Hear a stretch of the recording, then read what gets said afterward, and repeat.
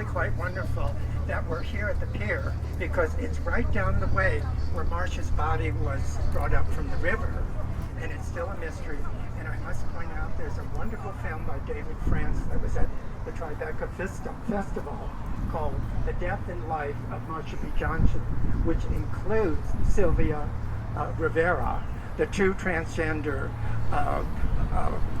leaders who are belong in the history books, and slowly through this film and others that will be acknowledged is that two people of color,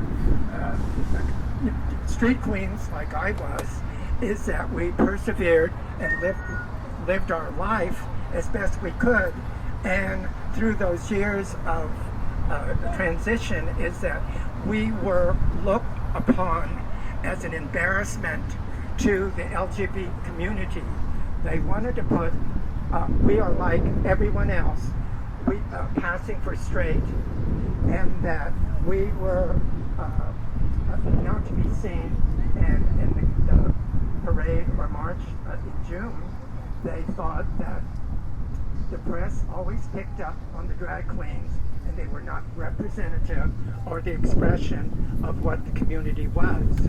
And slowly, the acknowledgement of self-expression throughout the LGBT community, and we are who we are, and thanks to Marcia P. Johnson, who worked the area and hung out at the Silver Dollar, and we made pilgrimages.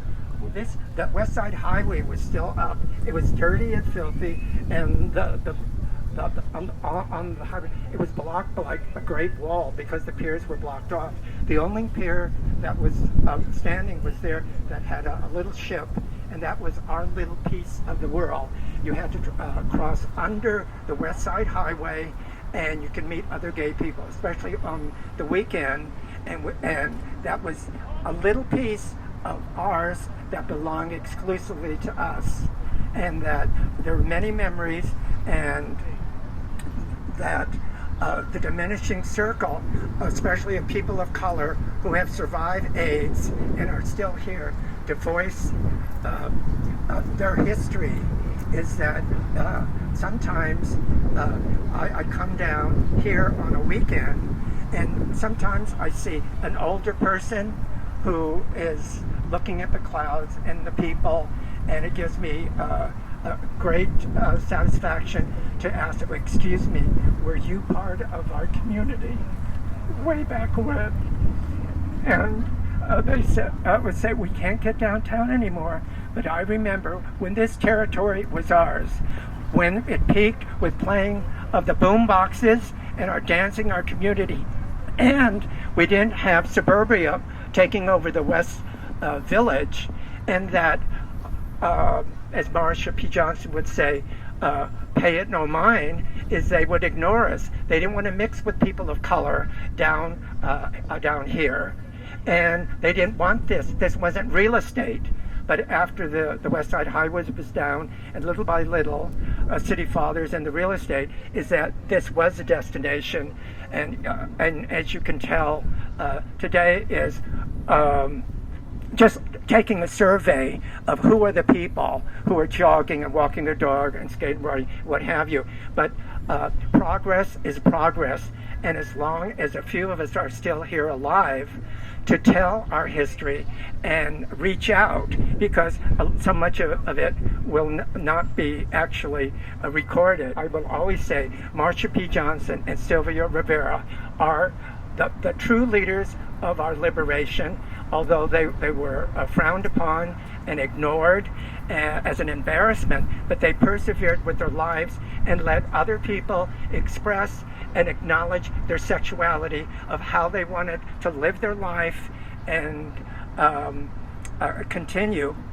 And Marcia was always a bodhisattva, a holy person walking through the West Village when it was going through transition, and many a time we would walk, and store owners would come out of their store and ask her, "Do not stand in front of our shop."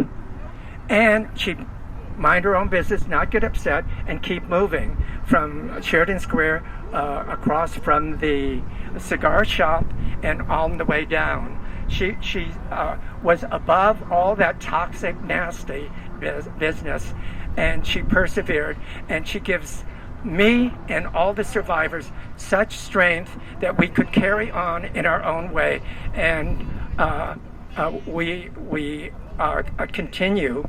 And thanks to Ira Sachs and all the young people who are helping in continuing this, is acknowledgement of those who came before, when life was not easy and everything was a real struggle and dangerous.